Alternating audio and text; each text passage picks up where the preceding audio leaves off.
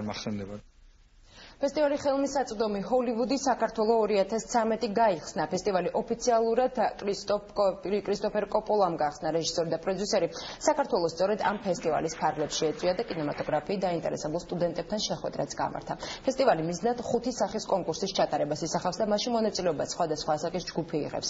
14 ივნის თითოეული ნამუშევარი ფესტივალის ვებგვერდზე განთავსდება და მთელი მსოფლიოს მასშტაბით ხმის მიცემა იქნება შესაძლებელი.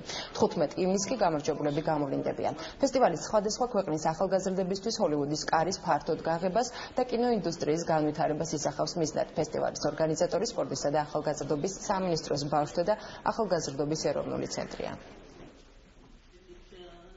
პროექტი არის საკმაოდ ხანგრძლივი მუშაობის შედეგი. დღეს არის ფაქტობრივად ერთგვარი კულმინაცია, თან დასაწყისი და ძალიან ბედნიერები ვართ და მოხარულები ვართ, რომ ესეთი სახელგანთქმული კინემატოგრაფი და ძალიან კარგი ადამიანი დღეს იმყოფება ჩვენთან ცენტრის სტუმრად. ძალიან ბევრ ახალგაზრდას ეძლევა იმის საშუალება, რომ ისწავლოს კინემატოგრაფია იმ თანამედროვე მეთოდებით, როგორც ეს არის ჰოლივუდში. და მე პირადად, რა ვიცი, ხუთ მაგარ ბედნიერი ვარ მართლა იმით, რომ სულხან საბაურბელიანის შესახებ მთელი მსოფლიო შეძლებს გაიგოს ქართველი ახალგაზრდების მიერ გადაღებული ფილმიდან.